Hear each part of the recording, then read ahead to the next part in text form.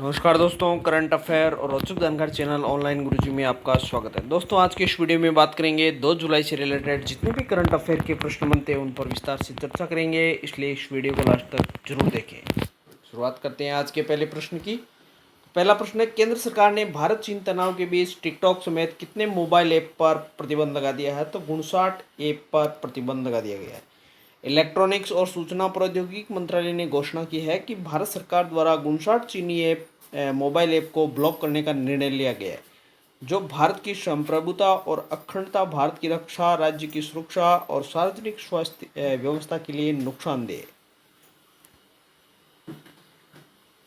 TikTok, शेरेट, UC browser जैसे बहुत सारे ऐप हैं, उनको रोक लगा दी गई है उन पर।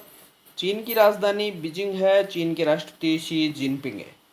शिंग्यून 201 और 202 नामक 2 उपग्रह चीन के द्वारा हाल ही में लॉन्च किए गए।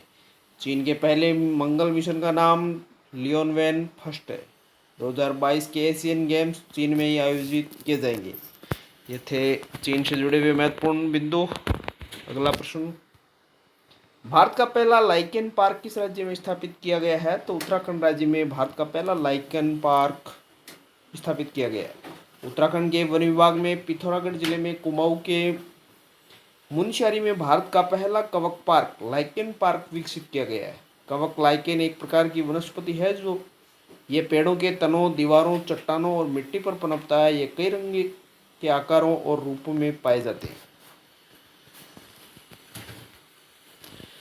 अगला प्रश्न है, अंतर्राष्ट्रीय संसदीय दिवस कब मनाया जाता है? तो 30 जून को अंतर्राष्ट्रीय संसद दिवस के रूप में मनाया जाता है। इस दिवस की शुरुआत वर्ष 2018 में संयुक्त राष्ट्र महासभा प्रस्ताव के माध्यम से की गई।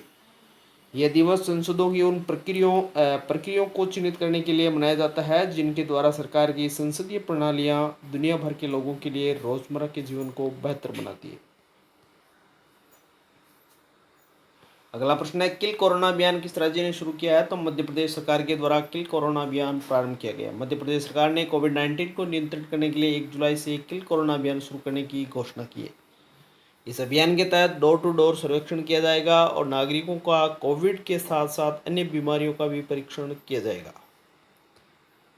मध्य प्रदेश की राजधानी भोपाल है। मध्य प्रदेश के मुख्यमंत्री शिवराज सिंह चौहान है। मध्य प्रदेश के राज्यपाल लालजी टंडन है। अगला प्रश्न है, भारत ने 600 मेगावाट जल विद्युत परियोजना के लिए किस देश के साथ समझौता किया है? तो भूटान के साथ 600 मेगावाट जल विद्युत के लिए समझौता किया है। भारत और भूटान द्वारा भूटान में 600 मेगावाट की खोलोगच्छू पनबिजली परियोजना के निर्माण के लिए समझौते पर हस्ताक्षर किए गए। भूटान की राजधानी थिम्पू है। अगला प्रश्न है, किस देश ने अमेरिका के राष्ट्रपति डोनाल्ड ट्रंप के खिलाफ गिरफ्तारी वारंट जारी किया है? तो ईरान के द्वारा डोनाल्ड ट्रंप के खिलाफ गिरफ्तारी वारंट जारी किया गया है। जनवरी में हुए बगदाद पर ड्रोन अटैक के कारण ईरान की कुद्स सेना के प्रमुख जनरल कासिम सुलेमानी की मौत हो गई थी। इसी वजह से ईरान ने अमेरिका के राष्ट्रपति डोनाल्ड ट्रंप के खिलाफ गिरफ्तारी वारंट जारी किया है। ईरान की राजधानी तेहरान है। ईरान के राष्ट्रपति हसन रूहानी है।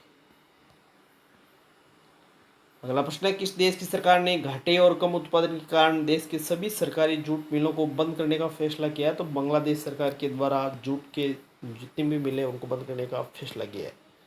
बांग्लादेश की राजधानी ढाका है। बांग्लादेश के प्रधानमंत्री शेख हसीना है। बांग्लादेश के राष्ट्रपति अब्दुल हमीद है। अगला प्रश्न है, अंतर्राष्ट्रीय क्षुद्र गृह दिवस किस दिन मनाया जाता है? 30 जून को अंतर्राष्ट्रीय क्षुद्र गृह दिवस के रूप में मनाया जाता है। संयुक्त राष्ट्र ने क्षुद्र गृह एस्ट्रॉयड के खतरे को लेकर जागरूकता बढ़ाने के लिए 30 जून 2017 से अंतर्राष्ट्रीय क्षुद्र गृह दिवस मनाने की घोषणा की थी। अगला प्रश्न, हाल ही में भारतीय नौसेना में एक उन्नत एंटी टारपीडो डिकाय सिस्टम शामिल किया गया है। उसका नाम क्या रखा गया है? तो मारीच नाम दिया गया है उसे। भारतीय नौसेना ने एक उन्नत एंटी टारपीडो डिकाय सिस्टम मारीच को अपने बेड़े में शामिल किया है। इस सिस्टम को डीआरडीओ द्वारा स्वदेशी रूप से डिजाइन और विकसित किया गया है। ये आने वाले टारपीडो का पता लगाने, उनकी लोकेशन की जानकारी देने और उन्हें बेअसर करने में सक्षम है। भारतीय नौसेना का मुख्यालय नई दिल्ली में है। नौसेना दिवस प्रतिवर्ष 4 दिसंबर को मनाया जाता है। नौसेना के वर्तमान अध्यक्ष है एडमिरल करमवीर सिंह। डीआरडीओ का पूर्ण रूप है defence research and development organisation, रक्षा अनुसंधान एवं विकास संगठन। इसकी स्थापना हुई थी वर्ष 1958 में, मुख्यालय नई दिल्ली में है और डीआरडीओ के वर्तमान अध्यक्ष जी सतीश रेड्डी है। अगला प्रश्न है, हाल ही में आईसीसी के एलिट पैनल में किस भारतीय एम्पायर को भी शामिल किया गया है? तो नितिन मेनन को भारतीय एम्पायर पैनल में शामिल किया गया है। भारतीय एम्पायर नितिन मेनन को अंतर्राष्ट्रीय क्रिकेट परिषद के एम्पायरों के एलिट पैनल में शामिल किया गया है। आईसीसी अंतर्राष्ट्रीय क्रिकेट परिषद की स्थापना 15 जून 1909 को हुई थी। मुख्यालय दुबई में है। आईसीसी के सीईओ मनु साहनी है। आईसीसी के अध्यक्ष शशांक मनोहर है।